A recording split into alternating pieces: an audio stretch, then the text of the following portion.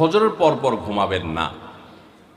আলহামদুলিল্লাহ আমাদের বাসায় আমরা এটার প্র্যাকটিসটা প্রতি বছর খুব হার্ডলি করার চেষ্টা করি। ফজরের পর পর কোনো ঘুম নেই, ফজরের পর একটু কোরআন তেলাওয়াত করেন। প্রথম প্রথম চোখ ভেঙে আসবে, কারণ আপনি ভোর রাতে উঠছেন, অভ্যাস নাই, তো যাতে চোখে ঘুম না আসে সেজন্য নানান বুদ্ধি বাইর করেন, করে ঘুম দূর করেন, একটু উঠবস করেন। ওই টাইমে বসে ফজরের পরে আপনি তেলাওয়াত করেন, জিকির আজকার করেন, সকাল সন্ধ্যার দোয়াগুলো পড়েন, এটা দোয়া করেন, রমজানের কিছু আমল করেন। এশাকের নামাজের ওয়াক্ত হয়ে গেছে, 2 রাকাত নামাজ পড়ে এরপর আপনি পারলে দরকার হলে শুয়ে যান, কিন্তু ফজরের পরপর শুয়ে যাবেন না, এটা একটা ভুল। কারণ নবী করিম সাল্লাল্লাহু আলাইহি সাল্লাম সকালের এই সময়টার জন্য দোয়া করেছেন, আল্লাহুম্মা বারিক লি উম্মতি ফি বুকুরিহা, আল্লাহ আমার উম্মত জন্য সকালের সময়টাতে বরকত দান করুন, আর ওই সময় আপনি ঘুমায় থাকছেন। তো রমজান মাসে আমরা এটা একটা ভুল করি, এটা আমরা করব না যথাসম্ভব। অনেকে রমজান মাসে সাহারির খাবার এমনভাবে খায়, এক সময় আমরা দেখেছি ছোটবেলায় যে অনেক মুরব্বীরা আছেন রাত 12টা-11টার দিকে উঠে সাহারি খেয়ে তারপর শুয়ে পড়েন। এটা যেমন একটা ভুল ছিল, সাহারি হলো শেষের দিকে খাওয়া উত্তম, ওনারা খাইতেন আগে। অতিরিক্ত সতর্ক যেটাকে বলে, এত আগে কেন খায়? যে শেষের দিকে খেলে রোজা হয় না, না হয় জন্য 12টার সময় 4-5 ঘন্টা আগে খেয়ে ধুয়ে দিলাম, এটা হলো বেশি সতর্ক হওয়া। বেশি সতর্ক হওয়া বুঝেন? এক লোক দোতলা শুয়ে আছে ফ্লোরে, তো একটু পর পর মাথা উপরের দিকে উঠে ফেলতেছে। কেউ জিজ্ঞাসা করলো কি ব্যাপার, তুমি কি এমন কেন করতেছো? ফ্লোরে শুয়ে আসো চিত হয়ে, একটু বড় মাথা উঠাও কেন? তো লোকটা বলল, নিচের ফ্লোরে একজনে সুই সুতা দিয়ে কাপড় সিলাইতেছে, তো এইভাবে সেলাই করে টান দেন উপর দিকে।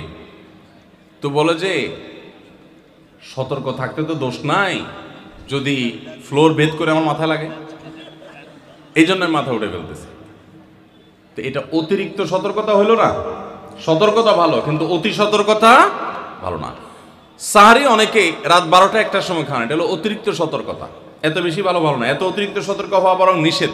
হাদিসে নবী সাল্লাল্লাহু আলাইহি ওয়াসাল্লাম আমাদেরকে সাহারি শেষের দিকে খেতে বলেছেন। এখন আরেকটা ভুল হলো, অনেকে সাহারি এত শেষে খান যে মুয়াজ্জিনের সাথে ওনার কম্পিটিশন হয়। মুয়াজ্জিন মাইক ধরে, মাইকের সামনে দাঁড়ায় মুয়াজ্জিন ঘড়ির দিকে তাকাইতে থাকে, টিক টিক টিক টিক আগাইতেছে কাটা।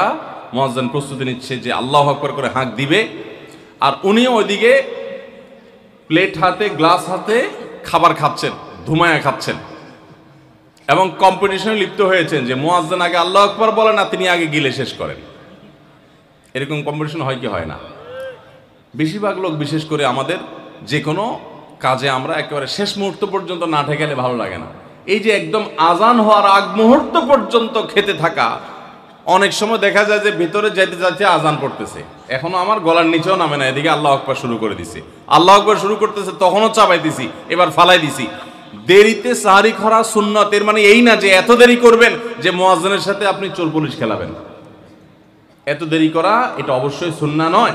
নবী করিম সাল্লাল্লাহু আলাইহি ওয়াসাল্লাম সাহারি খেয়ে শেষ করার পর ফজরের নামাজ পড়তেন, মাঝখানে 50 আয়াত পড়ার মতো গ্যাপ থাকতো। 50 আয়াতের গ্যাপ মানে হলো 5 থেকে 7 মিনিট এভারেজ, এরকম গ্যাপ তিনি দিতেন, তারপর তিনি নামাজ পড়তেন। তো এই জন্য ভাইরা আমার, আমরা বলতে পারি যে 7 নম্বরের ভুল হলো, আমরা অনেকেই রমজান মাসে সাহারির খানা খেতে খেতে একেবারে আজান পর্যন্ত ঠেকাই দিই। এত দেরি করা আবার ঠিক না।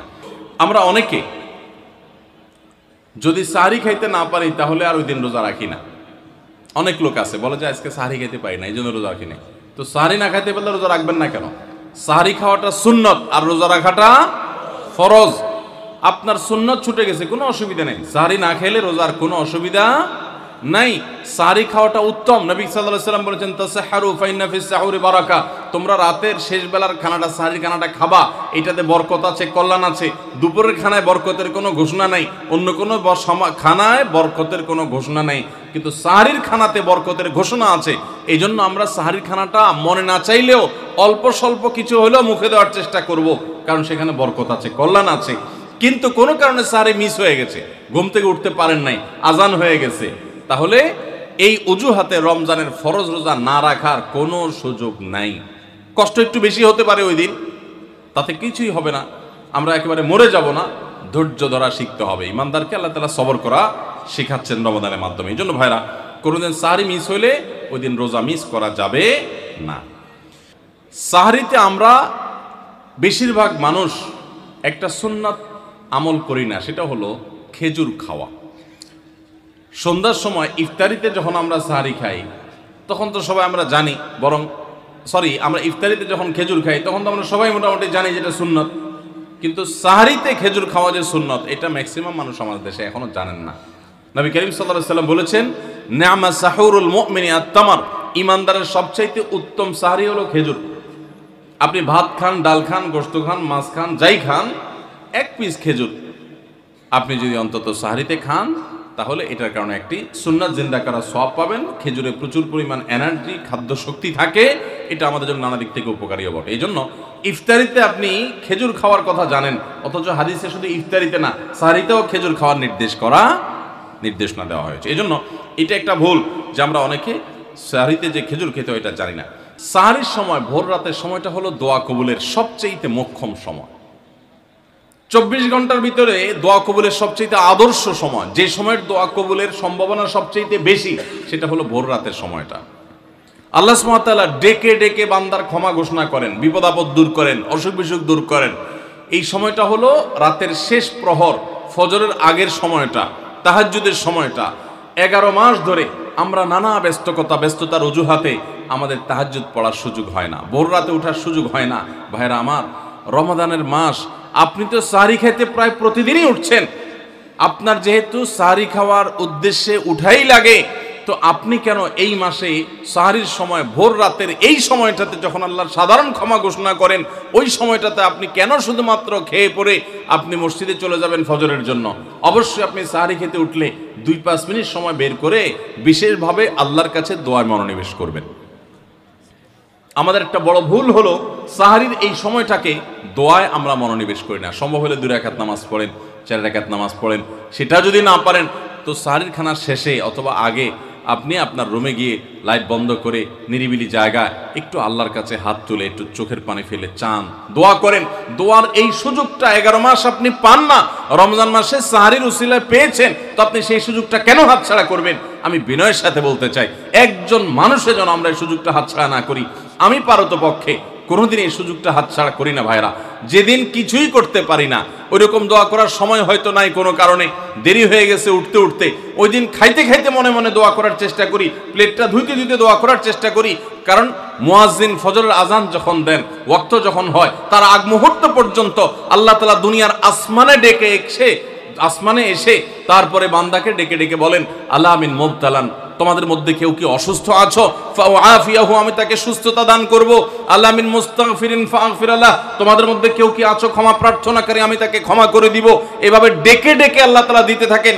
টোটাল 24 ঘন্টার মধ্যে যেই সময়টার দোয়া ফেরত দেয়া হয় না, যেই সময়টার দোয়া মিস হওয়ার সম্ভাবনা খুবই কম, আপনার দোয়ার বেসিক শর্তগুলো ঠিক থাকলে এই দোয়া কবুল হওয়ার সম্ভাবনা জোরালো, সেই সময়টা হলো ভোর রাতের সময়টা।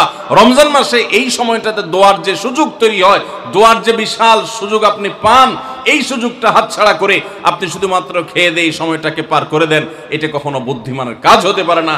এই জন্য রমজান মাসের ভুলগুলোর মধ্যে থেকে একটা হলো যে সাহারির সময়টাতে, ভোর রাতের সময়টাতে, দোয়া কবুলের গুরুত্বপূর্ণ সময়টাতে আমরা দোয়া তো করিই না। অনেকে ওই সময় আজকাল সাহারি পার্টি বের করেছেন, তামাশা বের করেছেন, অনেকে টেলিভিশনের প্রোগ্রাম দেখেন। কোন চ্যানেলে সাহারির সময়ের কোন প্রোগ্রাম আমরাও মাঝে মধ্যে, এগুলো আগে রেকর্ড করা থাকে। সাহারির সময় আমরা টেলিভিশনে প্রোগ্রাম করতে যাই না, আগে রেকর্ড করা থাকে, সেগুলো চলে। এগুলো হলো তাদের জন্য যারা টেলিভিশনে হারাম জিনিস দেখবে, ওই টাইমটাতে সে যেন হারাম জিনিস না দেখে ভালো কিছু দেখে। আপনাদেরকে আমরা বলবো, কখনো ওই ভোর রাতের ওই সময় ইসলামিক প্রোগ্রামও দেখতে যাবেন না। আপনি ওই সময়টাতে আল্লাহর সাথে কথা বলবেন, ওই টাইমটা ইবাদতের সময়, ওই টাইমটা দোয়া এবং রোজাদারির সময়। আমরা বেশিরভাগ মানুষ এই ভুলটা করি যে রমজানে আল্লাহর কাছে পাওয়ার এই বিশাল সুযোগ আমরা হাতছাড়া করে ফেলি।